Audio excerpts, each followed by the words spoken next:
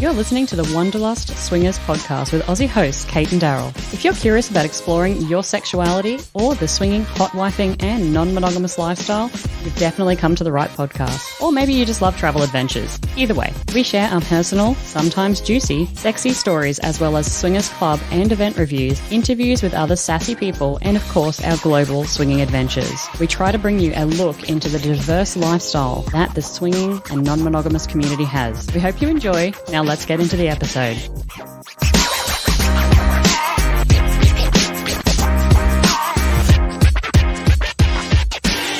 G'day everyone and welcome to the Wanderlust Swingers podcast. My name is Kate and I'm here with two lovely ladies. Today's episode is Swingers Health Volume 5 and this one's all about vaginal health and BV. Now I know, slightly taboo, not really talked about topic, but we are going to get into it because it is extremely, extremely important. So please hang around for our new health series. This is Volume 5, like I said, Vaginal Health and BV. Now I have two ladies on the phone. I have Wendy and Becky. Thank you so much for joining us. Thank you for having us. Yes. I'm going to probably muck this up, but I'm going to do my best, Wendy. So Wendy is a vulvovaginal. Good? Mm-hmm. Perfect. Yes. Good. Wendy is a vulvovaginal disease specialist located in Phoenix, Arizona. Wendy has been a nurse since 1999 and has experience in many different fields of medicine, including emergency, orthopedics, NICU, and women's health. Wendy graduated with her Master of Science in Nursing as a women's health nurse practitioner in 2010.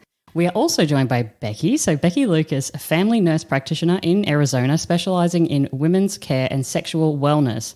Becky has been a nurse practitioner since 2016 and has worked specifically within the ethically non-monogamous communities. Ladies, not only do we have people who are vulvovaginal specialists here on the phone with us today, but we also have Becky from the non-monogamous community. So really excited to talk about this. I'm going to hand it over to perhaps Wendy. First of all, you have taken a specialist in vaginal health. I'm curious what made you do that. Why all of a sudden did you wake up one day and say, you know what, vulvas, I'm all about them. That's what I'm going to specialize in. Good question that I get all the time. In my master's program, we all had to rotate with a physician in the Valley that runs the practice that I work at currently. And my first day doing clinicals there, within a couple hours, I just was blown away by how many patients don't find the help that they need sooner than later. And I didn't understand why more gynecologists don't know about vulvovaginal diseases. And there was a need, and I felt the need, and I saw the need. And I almost immediately became passionate about knowing that I needed to help women, empower them to know their body, how to take care of their health, remove taboo subjects, remove the shame around all of this. And that's how it all started. Quick question before we move on to Becky. I just decided that I was going to ask you this. How do you feel about the term pussy? Is that like because you're obviously medical specialist, so you're using like the actual terms like vulva, vaginal, labia minora, majora. When somebody says to you pussy, does that annoy you or, are you just like, yeah, roll with it? It doesn't annoy me, but what I am big on is using correctly anatomical terms because that's part of what takes the stigma out of it. So many people are okay saying penis in the world, but you say vagina and all of a sudden you're dirty. So it's not that I mind pussy. Do I use it in my professional practice? No, but it doesn't bother me. But I'm also very big on, let's talk about really what is the vagina versus the vulva. They're not the same thing. So no, it doesn't bother me. But yes, I'm big on correct anatomical terms. Love it. And over to you, Becky. Just a little bit about yourself. Can we talk about ethical non-monogamy? A little bit about yourself. Have you been in or are you considering being in a non-monogamous relationship? Thank you for asking. I've done women's health since 2000. And as I became a nurse practitioner in 2016, I really wanted to focus specifically on women's health. In 2018, my husband and I became interested and involved in the ethical non-monogamy community. And within that, became friends with quite a few women. And as soon as they found out that I do gynecology for a living, in came the flood of questions and still a flood of questions that I'm always, always happy to answer. But I have found there's just the secret need for finding out, okay, if I'm with a group of partners, what does that mean to my vulva, vagina? What does that mean to my vaginal health in general? So that's kind of what's prompted me to try to specialize a bit more in seeing the needs of this community. And it is really great to be talking about this topic. I know I said in the intro there that it is slightly taboo and it does kind of give some people the ick. And I think there's definitely some shame involved and we're going to be digging into that throughout the episode today. I think it's really important to talk about it and have specialists like yourself. So I guess you're doing God's work. Thank you very much for helping us all out because The more play partners that we have and the more exposure we have to different things, especially within the non-monogamous lifestyle, the more your vaginal health really matters. And I think that, like I said, it just doesn't get enough airtime. So today we're going to break the interview down into two sections. We're going to talk about vaginal health, and then we're going to move into BV. And the reason we're going to spend a bit of time on that is just, again, it doesn't get enough airtime. Let's roll straight into vaginal health. Keeping your vaginal health at optimum levels is one of the most difficult things about the swingers lifestyle. Preach. Vulva owners need to deal with potential risks that extend outside of STIs and into general wellness and health. Things that include things like yeast infections, UTI, BV, thrush. You might not think these are sexy topics to talk about, and that is honestly part of the problem. We're too shamed to discuss this taboo topic. It leads to us thinking we're the only ones suffering, and honestly, you are not. Vaginal health, pre, post, play, we're going to break it down, and you guys can choose and pick which questions you want to answer. I'm interested to see who takes the hot seat question.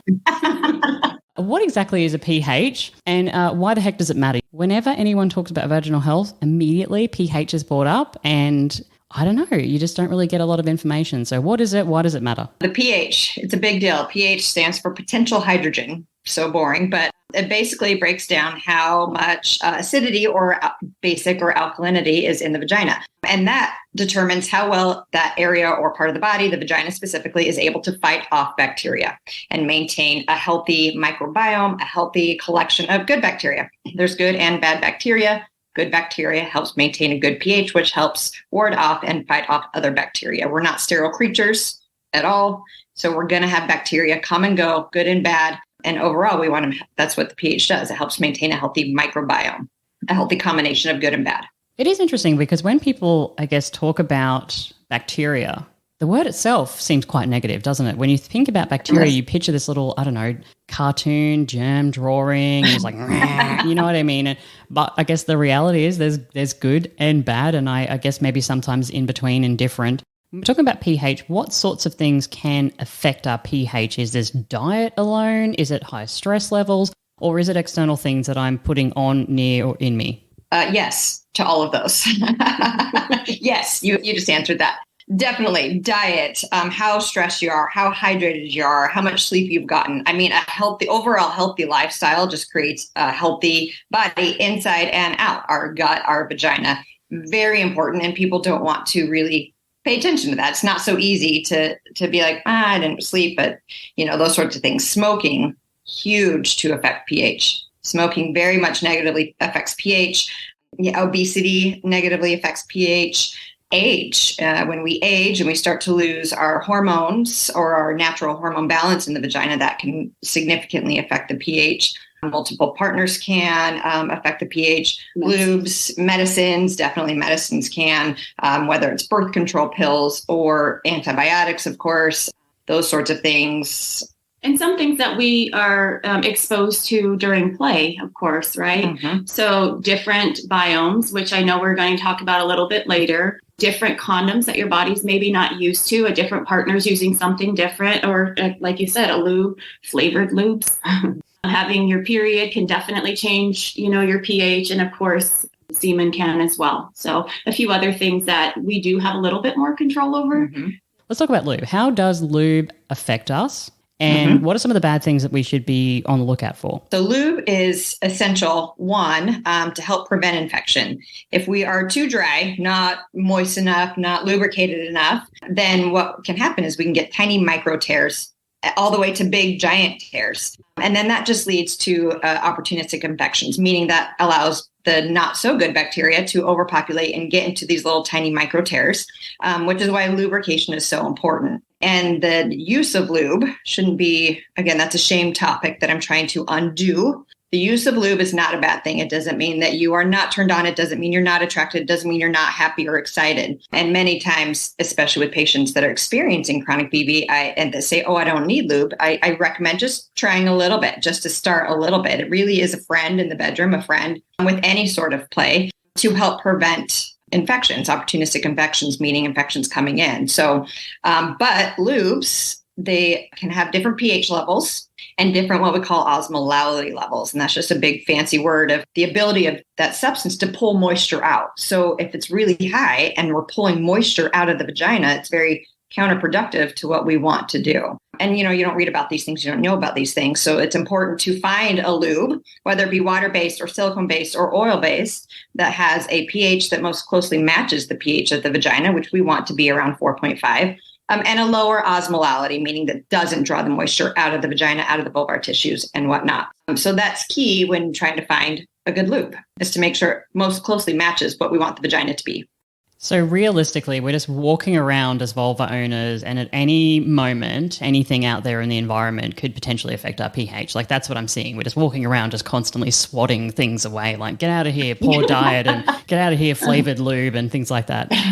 Well, and that's why it's important to maintain a good amount of good bacteria, because that's their whole job, is to ward off all the other bacteria we don't want to overgrow, And I hate the word bad bacteria, right? Because the bacteria that we find in BV, which we'll get into later, so many of us, 30 to 40% of, are always colonized with, and it's not causing a problem. So just because we have it or can culture it or find it doesn't mean it's causing a problem, because if we have enough good bacteria, that keeps the pH at a happy level, and it keeps kind of the obnoxious bacteria at bay, if you will. So I'm loving what's happening here, but this entire conversation that you and I are having right now, I keep picturing cartoons. Like, just then I was thinking, okay, my labia is going to be swatting things away, and then you're talking about bacteria, and then the good bacteria overrunning. So when you guys get off the ground, can we please work on some sort of lifestyle comic of, a lady in the swingers lifestyle just looking after her health? Like a vulva owner in a cape. Exactly correct. We need to make that happen.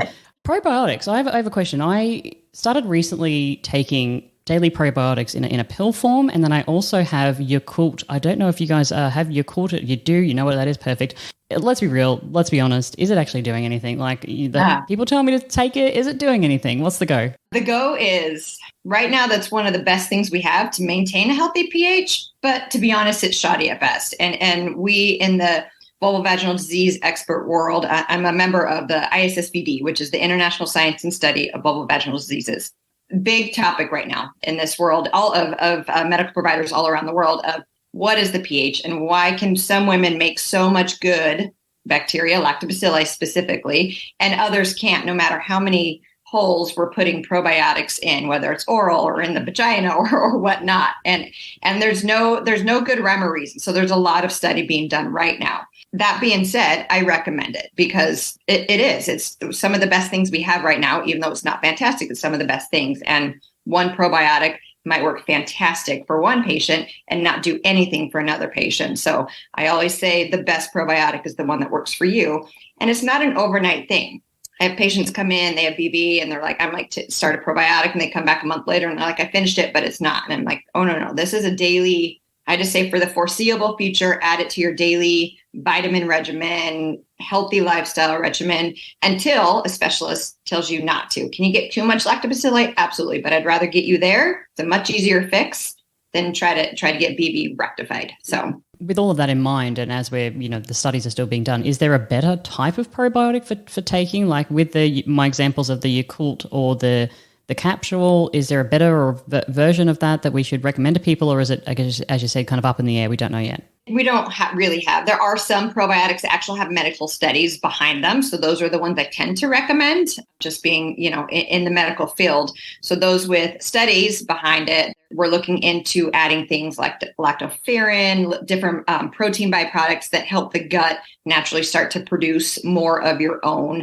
lactobacilli counts, which are helpful. But again, I mean, that group might work for so phenomenally, and then others. So I tell them to look for ones that are labeled for vaginal health specifically. There's a lot that are general health or gut health or whatnot. So as long as it's, labeled for vaginal health specifically, I don't know that there's a big deal between numbers of strains. There are some specific strains that we know to be more effective for vaginal health. So yeah, it's just to make sure we're on one that's specific for women's health, helping the vagina. And on that note, I will say there are some that say let's insert inside your vagina versus taking orally.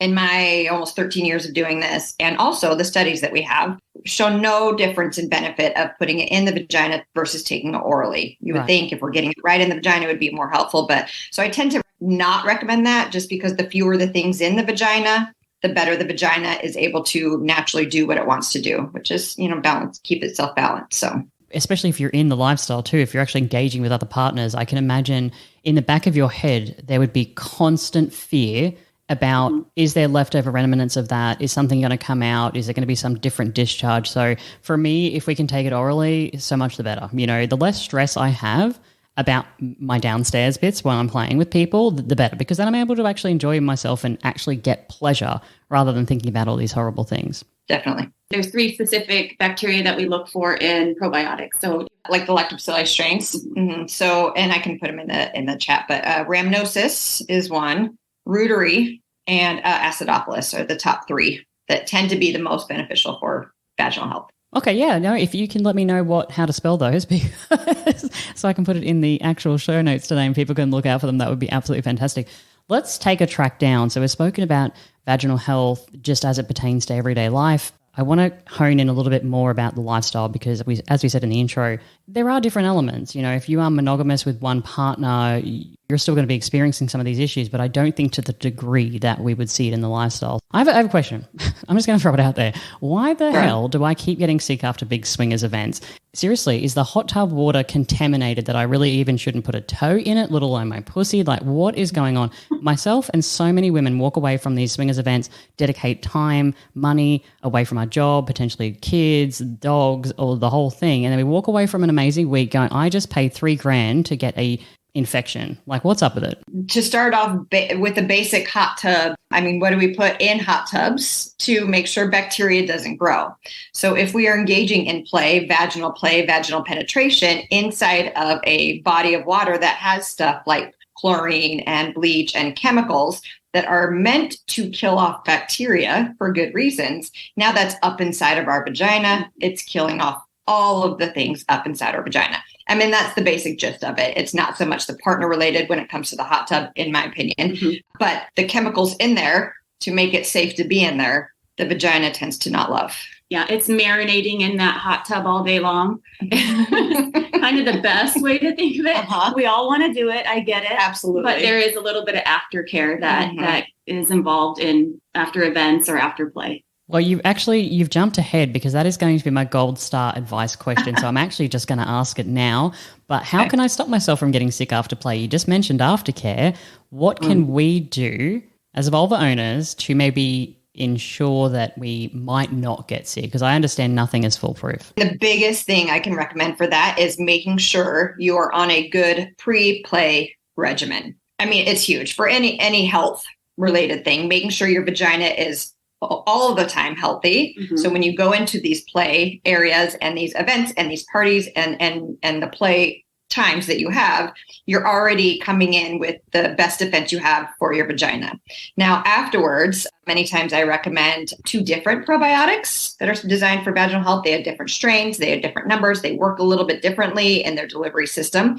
I find that to be beneficial. I'm a big proponent in using boric acid, especially if it's got tea tree in it. I know a lot of patients come in and they're like, I've been making my own. I don't love that. You just use borax and get capsules and they make their own. They're cheap. They're cheap, yes. But boric acid is technically toxic if ingested. So yes, we don't want to ingest it. Therefore, we also want to be cautious about how much we're putting in the vagina. Can we do damage? Of course we can do damage. Everything can potentially have side effects, right? If you get them over the counter, the difference between capsules and suppositories. Capsules are powder inside of a vegetable capsule. Once the capsule dissolves, there's just powder that can be quite irritating and a little bit more messy. So thankfully, I'm seeing more and more companies come out over the counter with, little bullet-shaped, creamy, oil-based suppositories that are more soothing, that coat better. And then you can find them mixed with stuff like tea tree and vitamin E and other things that are helpful to fight bacteria. And your provider too. We can make specialty compounded formulas through the compounding pharmacy for those that are either extra sensitive or, we need to add in a few more ingredients to help them. So there's a lot of different options that way. Which I actually way prefer to do compounded boric acid. One, it's just more regulated. Over the counter, there's millions of options, highly unregulated, which is fine. You hope you're getting what you're getting. Whereas, going to a compounding pharmacy, we have more faith in we know what we're getting. It's actually measured. We know how much you're getting in there and so on and so forth. So that's really interesting. I hadn't even thought that people would be at home making their own boric acid, supplements. You'd be surprised what people do. Mm-hmm. Yeah. When you said it, I don't know whether you saw the reaction on my face, but I was like, what the hell? Oh, yeah. That's taken a do-it-yourself to like a whole new level. And people will take borax baths. They will pour borax in bath water, and then you get burns. I mean, I've seen burns and contact irritation. And so, but people get desperate. When you're dealing with this chronic odor and discharge, you get desperate. You really do. And you can't really blame them, so education is key. So for you, how do I stop myself from getting sick? Gold star advice would be to actually think about pre-play, looking after yourself on the way into something, health, wellness, all of that sort of stuff. But on the outside, probiotic. Yeah, double up on some probiotics, 2 different ones. Again, I love boric acid maybe every day for a week or so until we feel more normal back, and that's a general, just until you start to feel normal again. I love it. Now, we actually had a late question come in, so you don't actually know anything about what I'm about to ask, but this was actually from the Bed Hoppers podcast. It was actually from Mr. H specifically. I thought it was such a great question, so I wanted to include it. But he's asking, how about the men? What should men know, or male identifying people? What should they know, or how can they support the vulva health when they're playing with other people? Great question. The first thing I think of when it comes to men's contribution to vulvovaginal health is semen. Semen is very alkalinic. So anytime that's also introduced into the vagina, if we're already on a more basic or alkalinic pH scale, that's only going to make it worse. It's going to make it harder for our vagina to fight off any of the other bacteria that may come with or without semen inside. So first off, that's huge. Cleanliness, washing well before. Again, I hate to say a dirty clean because it's not a dirty thing. People are like, I feel so dirty. It's not how well you're taking care of yourself. Sure, if you don't shower for weeks and months, then, that's other issues we need to address, right? Besides vaginal health. But with people identifying as men, that's the biggest thing. It's just knowing if you are going to ejaculate or come inside of a vagina, then it's going to make it more difficult to maintain that healthy pH. And uncircumcised men, too. Certainly something to think about. And I'm not saying that uncircumcised penis owners are uncleanly. I'm just saying there's an added step for them to make sure and retract the penis, make sure everything's clean prior to engaging. And Kate, one thing I did want to mention too, because we're talking about pre-play readiness, and I think just overall vaginal health tips that I like to give my patients, very, very basic stuff, honestly. Don't wear underwear to bed. I say let her breathe, give her a little bit of air, when you're using, or if you're having to use panty liners and you get irritated from panty liners, make sure they're cotton only panty liners. It used to only be Safety that made panty liners, and now quite a few different organic companies have put out different types of panty liners. Yoga pants are my least favorite. And I love the fact that people wear their yoga pants all day after working out in the gym. But again, she needs to breathe. So if we've been sweaty, we're creating this warm, moist environment for all kinds of things to grow. Absolutely. And so after you get done at the gym, change your panties. Take out of the yoga pants that you were wearing. Or if you have chronic vulvovaginal issues, then maybe think about what you're wearing through the day. And my number one always is bidet. And I know me and Wendy have talked about this because she doesn't agree 100%, but I will tell you from personal experience and also experience of friends in the lifestyle that I've tried to help through some of their issues. A bidet after intercourse is amazing. It's a good flush. It's a water flush. I know, Wendy, it's okay. It flushes out the semen or whatever products you're using, right? And then, of course, in between partners, let's think about washing our hands, not just not just changing condoms. Are we playing with toys? Are we sharing toys? Fantastic. I love giving other women opportunity, but make it clean. Clean your toy off before you hand it over. So it's smaller things to think about. Are we doing anal to vaginal play? No, I don't recommend it. I don't recommend it without the cleanliness part of it. And actually something that I do recommend is condoms with anal to keep it, especially if you're continuing to play throughout the night, consider using a condom. It keeps things a lot cleaner. And a lot of times why we see E. coli type UTIs. So just wanted to add a few things in for the pre-play and post-play. I think some of those things are important. And if they can't afford a bidet, you can go on Amazon. They have Peri bottles. It's the same little squirt bottle that we used for those that have had children at the hospital. It's okay, Wendy. I can give advice too. I'm loving the dynamic. But again, now you can understand that different providers might provide you a little 100%. bit different advice. And had I not been in play situations, I probably wouldn't have come into the same problems that we're talking about today, and figured out ways around it for myself and for some of the people I know. As you were saying all of those things about wearing underwear and those sorts of things, I'm nodding the entire time because I have actually had UTIs since I was born. And I'm not even joking. There was the little birth book, and I think I was maybe a week old the first time I got a UTI. And it's just been something that I remember being so much pain as a 10-year-old and 9-year-old, and you don't understand, so you stop drinking water because it hurts when you pee. So if you don't drink water, you're not going to pee in it and it's not going to hurt. And growing up then being a teenager and just going through so much pain, and then obviously in the lifestyle as well, getting contracting UTIs. And some of the things that I stopped doing was wearing underpants, because that was something immediately I was like, the synthetic material, it's not letting things breathe. You mentioned yoga pants. As soon as I get home from the gym, I immediately take off my clothes. I actually jump in, I have a quick water shower, and then I get into some fresh, clean clothes as well, because 100% I found it's just night and day between myself getting sick and not just from those few simple things. You were talking there and mentioning a few different things, and I had a thought about pH balancing wash. What are your thoughts on pH balancing wash? So this probably will tie into my comments and follow up on Becky's peri bottles and bidets. I'm not against bidets. I think they're fantastic. They're much less irritating than a lot of toilet papers, a lot of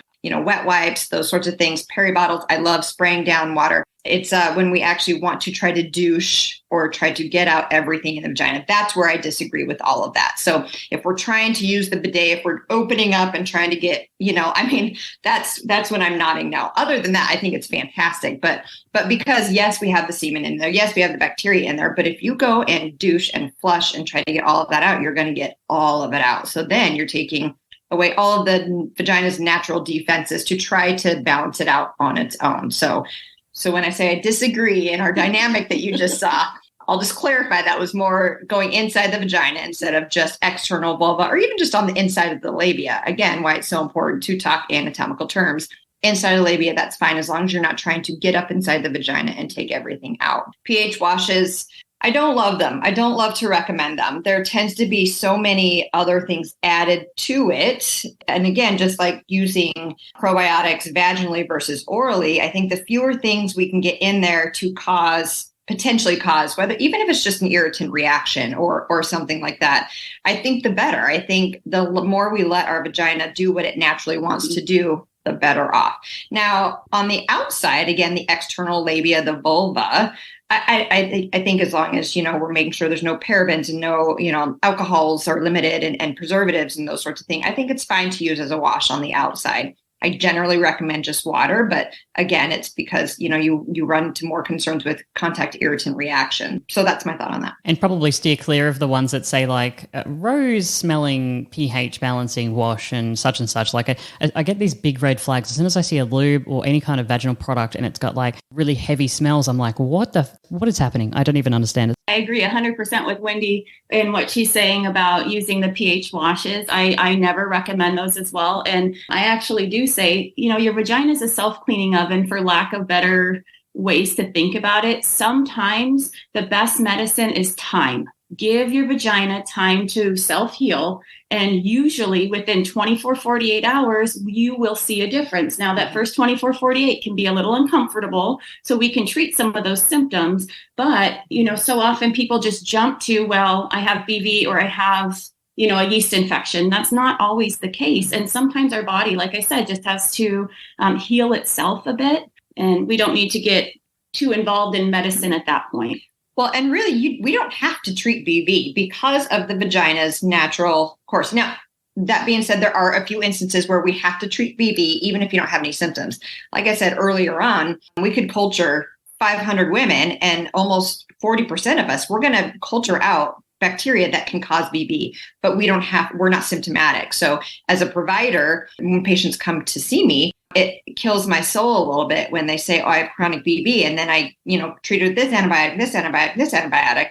And then I follow up the question with, well, what are your symptoms? And they say, I've never had any symptoms. And then I'm like, now we've depleted everything. And now I have to try to replenish that. So again, talking to your doctor and recognizing that, but also finding a specialist as well, because like I said, we can culture it. We can be picked up on a PAP incidentally, picked up on a swab incidentally. But just because we're culturing it doesn't mean you have an active infection that we have to treat with antibiotics. And we're going to talk a lot about BV in the next segment. To close out Vaginal Health segment, I'm going to put you on the hot seat. Okay. We talk a lot, or you see a lot, even in forums, even in the swingers lifestyle. You hear about it a lot as a teenager growing up. Do we always have a smell down there? I've seen various articles that say yes, women don't need to smell like roses. Yes, they're always going to have a scent. And then I've seen other medical articles where they're saying, actually, a healthy, normal may not have any scent at all. So should we always be smelling down there? What's the situation? Good question. I think in the latest articles, actually, that were just put out at the beginning of this year, we call it a non-offensive odor. That was a really good word that I liked when I read that, because there is going to be some sort of a smell, but a non-offensive one. It's like our natural part of our pheromones, part of, our body odor, right? So I really like the term non-offensive because, we talk a lot about fishy smells or this X, Y, Z. You can also have very acidic smells and very, all sorts of things. So I think as long as it's not something that we smell and like, ooh, what's that? Is how I picture it. But yes, most women, if not all, will always have some sort of odor. I don't like the word odor, but yes, smell. Yeah. Mm-hmm. Well, that has been great. That has been the Vaginal Health section. Let's now move over to BV. This is a huge topic, and like I said in the intro, one that I want to spend a bit of time on just because of its prevalence and maybe because it is a lesser spoken about topic. For anyone who doesn't know what I'm saying when I say BV, bacterial vaginosis is a condition that happens when there is too much of a certain bacteria in the vagina. This changes normal balance of bacteria in the vagina. Any woman can get a BV. Having BV can increase your chances of getting an STD. BV is the most common vaginal problem for women and people assigned female at birth, ages 15 to 44. In fact, 30% of people with a vagina will get BV. So right now in the USA, it is estimated that 21.2 million women, as of today, as we're sitting here recording this, have BV right now. So massive prevalence. With BV being so prevalent in society and therefore in the lifestyle, because again, we're just a subset of society, why is it not discussed more, in your opinion, when we're talking about things like STIs and health discussions and disclosure? I think it has a lot to do with, again, like Wendy was saying earlier, the shame around the vulva, the vagina, anything quote unquote abnormal. There's not a lot of women that want to start a conversation by saying, well, my vagina, has that offensive odor again today, or nervous about having to go into their doctor again and explain. There should be a reason why I have BV. Well, and to back up from that, just talking about women's health in general in the US and in the world, men's health gets this, women's health is, you know what I mean? So I think that's talking about BV is just a small part of the bigger problem, right? Mm-hmm. So there is so much shame around it and we're not supposed to talk about it. And I feel like bacterial vaginosis so often is just the bucket that they throw any vulvovaginal issues in. There's a slight bit of vulva owner saying, I have an odor, oh, it's BV. Or I have an itch, oh, it's yeast infection. And not a lot is dug in afterwards. There's no swabs, there's no follow-up or any of that. And those are the patients that Wendy sees. Yes. So have you ever had BV? And before you answer that, I want to share a personal story so you feel comfortable sharing your own personal story. I had BV for the first time sometime in the last 12 months. I can't remember exactly when it was, maybe because I've just, again, the shame receptor in my brain has just completely put it out of what date it was. I had BV for the first time, and my personal experience going through this, so I actually went to the doctor. They did some testing, and in the meantime, they said, I'm going to give you this because it's not too harsh, but I think it is BV. I'm going to give you this medication because it's not too harsh, but in the meantime, we've sent it away, we're going to get tested, and then we're going to come back. And I saw the doctor then, I think 24, 48 hours later, and they said, yep, BV also, please do away with that medication because here's the one that you actually need. And that's fine. It actually cleared up very quickly. And so really the idea of having it and getting checked and then having a solution for it was actually very easy. What remained with me even to this day is fear and shame. I will routinely now get my husband to actually taste me before we have any kind of interaction in the lifestyle because I'm so fearful that I taste funny or smell funny. It has become so ingrained in me that even the other day, I was having a bit of an off day and I said, oh my God, do I smell funny down there? And I woke up one morning in bed, been a particularly hot night, and I just woke up and I went, holy shit, something's not right. And actually it was perfectly fine. But this level of fear is so ingrained in my psyche now that I'm actually struggling in lifestyle situations to relax and enjoy my pleasure. And my husband thinks I'm a bit of a psycho now because I'm like, babe, can you get down there and have a bit of a taste test? He's like, it's not Baskin Robbins, babe, you're fine. But it can be, and I'm going to use that. Babe, I think I'm a little off. Do you mind just tasting me real quick? But it is. And I don't know, guys, like it was there, it's gone, but what has remained is something much more beyond BV. So that's my BV story. Feel free to share or not share. Yes, I absolutely have had BV. And I think you'd be hard pressed to find a sexually active woman that has never had BV, honestly. And it is. And it does, that first time, I think, does really kind of stick with you, especially if you're super symptomatic. It is a very offensive odor, and the discharge and burning and or itching. And again, you can have a range of any of or all of these symptoms. And you do feel dirty, and you do feel ashamed, and you do feel, well, shoot, well, now they're not going to want to have sex with me. And now they are, what can I get it? And, all of these things that go through your mind. And then if you get the right treatment and really fix the root of the problem, then it does get taken care of generally, hopefully on the first time or the second time. But like you said, it sticks with you mentally so much that, going into any lifestyle event or one partner, two partners, 5 partners, 10 partners, there's always going to be that little bit of, do I smell fine? Do I taste fine? Are they judging me? Is this going to be okay? And so again, it's part of why I absolutely love what I do is to help remove the shame. And I tell my patients, bring your partners in, bring your husband in, bring your significant other in, bring your wife in, bring whomever in, so that they can hear us talk about it and they can hear us take the taboo out of it, make it just, this is part of health. This is part of being a responsible, sexually active adult, So BV on my side of things, absolutely. Yes. I've been a BV owner as well, just teasing. So I myself have had BV, and I think some of the quote unquote worst cases that I've had have come after lifestyle events, and definitely why I became more interested, if you will, in figuring out for myself what works best. But I have found, and maybe some of the listeners can agree with this, is especially with girl-to-girl play, we tend to have less safe sex practices when we are with women. And I'm speaking for myself on this. Not saying that's the healthiest and safest way to go about it, not promoting that, just saying that myself, I found that when I'm playing with other women, there's toys, there's vulva to vulva, there's a lot of contact, and in that we're sharing our own biome. So, and spit is, saliva, definitely when you have one or more people going down on you, or, oral sex, then we can change our pH significantly. So, again, with that pre-health, the probiotics coming in, the cleanliness after, some cleanliness meaning bidet or, whatever we want to do there, boric acid suppositories, or just allowing your body 24 to 48 hours after an event before we jump on inserting or taking all this Flagyl or these different kind of medications that were prescribed. For sure. That actually leads me really well into another question that I had for you, which I'm actually bisexual. So is playing directly with women, if you are a bisexual lady, do you think that there's a higher risk of having some sort of vaginal health issues because of the fact that there's pH balances and we're swapping everything, and maybe you're using toys together?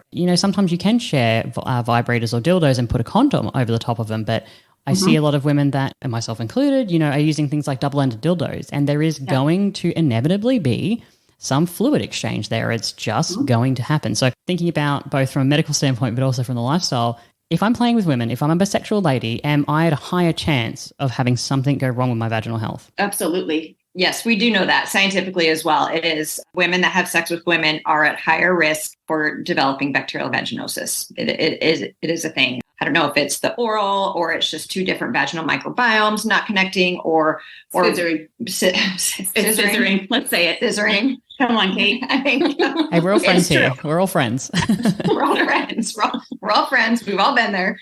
But yes, that is absolutely a thing. And so it is something like Becky said, in my experience as well, we tend to be less safe in our practices when it's female to female. And it's just, to a little note, a little reminder of, if this is something you deal with chronically and every time, then just to be a little more cautious and wary on how you protect yourself. And there's actually toy cleaners that are baby wipes that could be kept in your on-the-go bag, those kind of things. In between partners, going in the bathroom for a quick 5-minute break and giving yourself a bit of a cleanup in between can definitely help as well. Peeing in between partners, so huge. And I think part of the play can be doing that together, honestly. Like, all right, let's pause, let's go clean, and and branch out. Taking a break. Mm-hmm. Yeah, I was going to say going into golden showers. No, that's not right. That's what I thought you were going with. Yeah, that too. I just meant if we need to clean. I'm like, we're getting way kinky. I don't know Wendy enough yet, so I was going to say that, and I'm like, I'm probably not going to. And then Becky's like coming in with the truth bomb. I do this a lot. That's actually something that I'm pretty well known for. I will just smoke bomb out of there mid-play session if I'm swapping between partners, if I've even had an orgasm. Again, I don't know if this is medically correct, but I feel like that if I have an orgasm, something in my body's like, excellent, it's, vaginal health issue time. And so I can't have an orgasm and then maybe continue playing because honestly, I'll get sick after. Like, I'm not even, that's just my body. I don't know what's going on. Again, medically weird, I'm not sure. But I do disappear and I will go for a pee and I will actually clean myself up. And I do like the pH balancing wipes on toys and things of that nature as well. Big fan, because I've found in my health, those are some of the things that I honestly have to do. I can say to you with full transparency, if I'm being lazy or if I don't follow my own rules, it's guaranteed problems. The last time we were in like a larger play session, an orgy, and I didn't use my lube and I allowed somebody else to use their lube, and honestly, 48 hours later, I was like, oh, excellent, that's what's happening now. And it was my own fault. Like, I had nobody to blame but myself. I know we spoke about boric acid earlier, but for BV specifically, is that the best idea, or is there something else that you think you could recommend to people as well? As far as over-the-counter options, that is my favorite to recommend.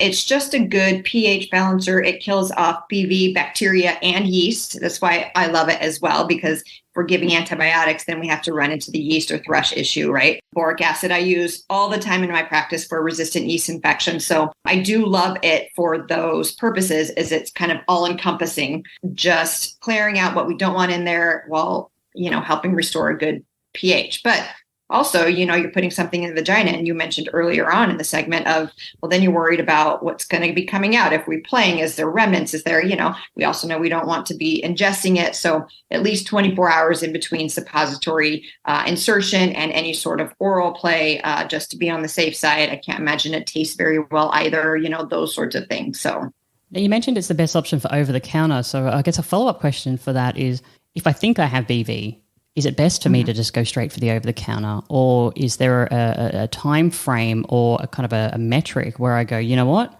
I need to go in to an in-person specialist? Yes, I think if you're a chronic BV carrier that's been cultured, that's been diagnosed and treated, and you're like, listen, I know the feeling, I know the symptoms, this is what's happening, then yes, I think it's totally fine to treat with over-the-counter, especially outside of the US. I know you guys have a lot more access to over-the-counter medicines versus what we have in America, but I think it's totally fine. Now, if your symptoms are changing or getting worse after 2 or 3 days, then absolutely, I highly recommend going to see your provider. So. Right, now I'm going to, I guess, get a little bit into what people might think is the ick. Again, it's a taboo topic, so we're just digging in deep. The real truth is that you have 100% encountered somebody in a swingers club that's got BV. I think it's almost impossible not to, right? So how common would it be for one person with BV to cause issues for another vulva owner? So if you're in a swingers club playroom and somebody in there has BV, what is the potential transference of that? Does that make it a higher risk, I guess, for lack of a better term? I guess it really just depends on how you encounter that BV. Let's say it that way. And what I mean by that is, we talked earlier about being bisexual. So in a female to female encounter, is that with my hand, then I'm just kind of smelling as I'm starting to play with her? Or is it me going, for oral sex with her that I'm then smelling it? Or again, vulva to vulva. So with somebody personally, if I could smell a little bit of a fishy odor, I'm less likely to want to go vulva to vulva with them, because there's a shift in their pH, which by all means can shift my pH, I feel like, or in my experience that has happened. Wendy, would you agree with that? Yes, because if we have active BV, BV is the absence of good bacteria. I mean, that's what it is. So if we have an active BV infection and can identify it with a smell or whatnot, that means there's no good bacteria whatsoever. So if we are interacting with that, exchanging fluids, mucus from the vagina, then yes, that will definitely throw off, because it's not only sharing that bacteria, the BV bacteria, but also not sharing any good bacteria. Because if you have lots of good bacteria, that also gets shared, right? That also gets shared in gift that keeps on giving. Yeah. Yes. Yes. So there's that perspective as well. So yes, you absolutely can share it. As BV is not considered an STI, but it is considered sexually related, is what we call that, because again, we're sharing fluids, we're sharing bacteria. So the good stuff gets shared, the bad stuff gets shared. And going back to play situations with other women that might have bacterial vaginosis, it's hard pressed to find a woman that doesn't know her own smell and doesn't recognize that something may be quote unquote off. And what I have found is more often than not, they kind of avoid oral sex in that situation, like for their own shame and their own discomfort in that. So have I ever told anybody my concerns? No, because most people know I do gynecology, so they're asking me. No, that's not completely true. But would I mention it to somebody outright? No, I personally wouldn't, because I wouldn't want them to feel embarrassed at all in that situation. And again, it's normal. Our pHs shift. This is nothing that the infection they've caught per se. It's just an overgrowth, right? Yeah. So I don't want to bring more shame around it by saying, hey, you have an offensive odor. Things smell a little different down there. You might want to think about getting treatment. There is over-the-counter BV testers now. pH strips, yeah. pH strips. So, for someone like yourself that gets really concerned and maybe be a little faster to jump onto treatment, maybe try a pH stick. Same thing with the UTIs. There's urine dipsticks out there that you can test yourself. So we've come a long way as far as self-diagnosis, but again, it's the importance of finding a provider that you can say to them, I have multiple partners and these are the issues that I come home with or whatever. And I know that's a hard provider to find, but until we break that seal and say something to them, we're assuming they're going to judge us. So on our side of it, we're waiting for you to tell us those things. And, sometimes ethical, swingers themselves won't come out and say, hey, I'm a swinger. You have to start digging. And so when I've had patients that come in with chronic BV or any of these types of things, and they start using keywords that I can pick up on, you Hotwife. And then I get the look of, wait a minute. Yeah. But that, and then it's like, oh, and then they start giving me all kinds of information that's helpful that I need in order to treat them. So, don't make the assumption that your provider is going to judge you either. We're here to help you, not to judge you. I know, Wendy. No.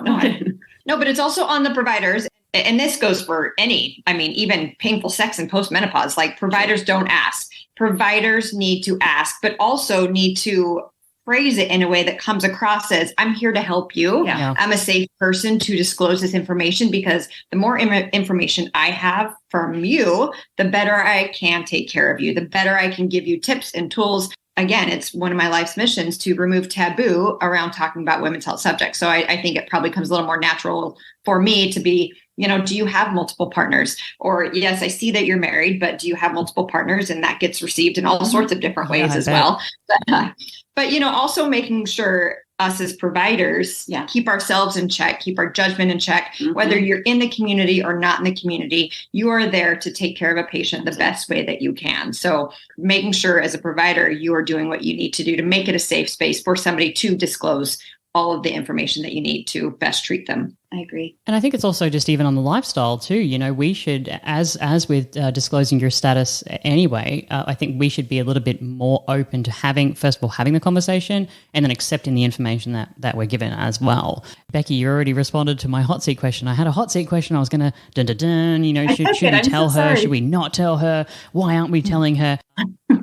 as a follow-up, instead of asking that, because you already sort of responded to that, if I had BV today and we had a date coming up this weekend to go to the swingers club, or I thought I was going to play, what should I do in that instance? Should I just not turn up? Should I turn up and just be an active participant but not getting myself kind of included? You know, I've still got a mouth, I've still got hands and everything, or I can be a wing person for my partner or partners. What would you say to somebody who's maybe experiencing BV and is in the lifestyle, or maybe has an event coming up, or whatever that looks like? I would say, how comfortable are you in that situation? You know, is this a brand new play partner for you that might make an issue or be a source of embarrassment? Or are these, you know, play partners you've had in the past, and that conversation of, I call it, I'm playable, I'm not go down onable. I like that. It's as unmedical as it gets, but that's what I tell my partners, honestly. Like, when I'm not feeling 100% fresh, I'm here to play, but, you know, I don't expect anybody to perform oral sex on me today because I personally don't feel fresh. Now, that being said, going into a play situation, to, you know, depending on what day, is it Thursday going into Friday? Well, I personally wouldn't treat at that point because you're in the 24-hour window. So if we're using boric acid suppositories or we're doing any of that, then it takes you off the table a bit. If you're using medication, it should take you off the table. And what I mean by that is not playing, taking off the table or off the shelf, meaning, you know, not playing with a partner that way. But again, time heals all things. So doing those practices that we talked about initially, being on the probiotic, not wearing your underwear at night, you know, getting out of those pants, all of those things can help you to recover from that bacterial vaginosis, or it gives your body time enough. I mean, I agree with all of that. I mean, just knowing where you're at and your comfort level, I don't think you need to avoid the party or the event or the playtime at all. And again, how comfortable are you with the people that are going to be there? And there's so many ways that you can be involved without having to use your own vagina. Yeah, penetrative sex. So learning to be comfortable in your boundaries and what you want to share and don't want to share. And that all varies based on the event and who's there. So, and I'll do a follow-up to that, Kate, is, you know, participating while you have bacterial vaginosis going to make then your bacterial vaginosis, quote unquote, worse. Well, you know, you're sharing your biome again. And depending if you're using lube and condoms and all of those things, it definitely can continue to change your pH. And, you know, does it make it worse? Well, it just makes it maybe more treatable at that point after play. Right.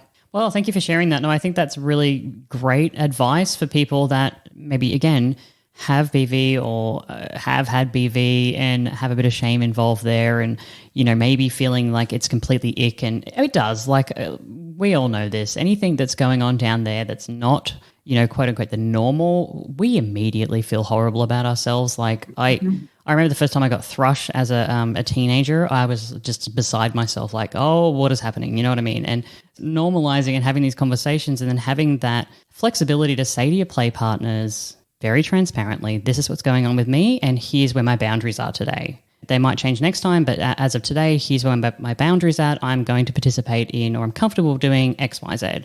And these are just conversations we should be having like any other health conversation, especially within the swingers lifestyle, because we do have multiple play partners, you know. So hopefully that people are hearing this from the both of you, medical experts, and Becky obviously also in the lifestyle, you know, feels a little bit more comfortable to have these kinds of conversations. And I would also hazard to say that if you do share that information and the person doesn't receive it well, how do I say fuck them? Yeah, that'll do. But don't. Yeah. Let me think how to say that. Oh, it doesn't. Yeah. Exactly.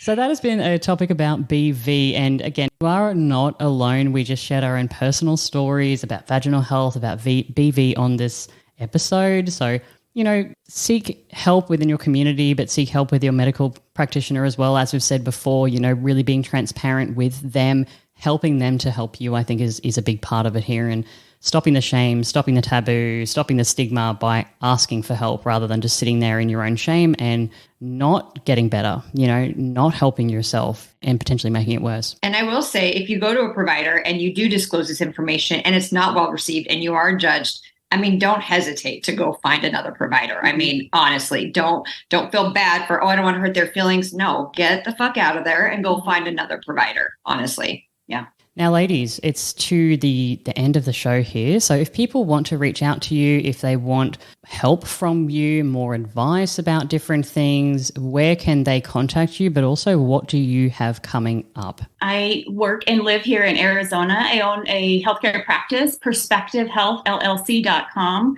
I'm working right now to create a side practice to take care of patients in the lifestyle specifically, or ethical non-monogamy, kink community, because there is, again, that shame around having these conversations. So I want to be that provider for them. Currently, I'm licensed in Arizona, Colorado, Nevada, Minnesota, Kansas, New Mexico, and looking ahead towards Oregon and Washington, D.C. So I'm working my way around the states to try to provide some of those services for patients, or at least be here to consult. I do telehealth consultations as well. And I'm on the Mighty Networks under Becky Shared. So I do take private messages as well. My email I will give to Kate to post on the podcast notes. So that's how you could reach out to me. Yes, I am unfortunately only licensed in Arizona right now. And right now the laws are really tight in the US on how much we are able to do across state lines. So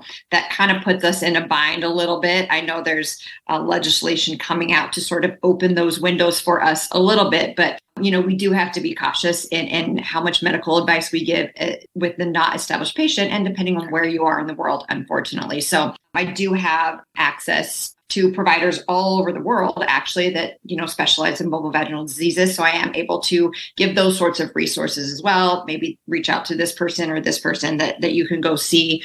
So yes, we're working hard to be able to expand our access as medical providers to people in the lifestyle specifically, because it is a need, it is a niche, and being able to speak from experience and also personally and professionally, I think goes a long way as well. So it absolutely does, because I think if women, especially, if vulva owners especially, can feel comfortable and know that Becky's gone through the exact same thing that I've gone through, I'm going to be absolutely more likely to share my story, my journey, my fears, etc. So it's been a big episode today, guys, for Swingers Health Volume 5, Vaginal Health and BV. I hope that you found all the information that was shared today helpful. Please do check the show notes. As we said before, there's going to be a few links in there, as well as the names of the probiotic information and stuff like that is all going to be in the show notes today, just because I can't spell it. So I actually had Wendy send it through the chat for me.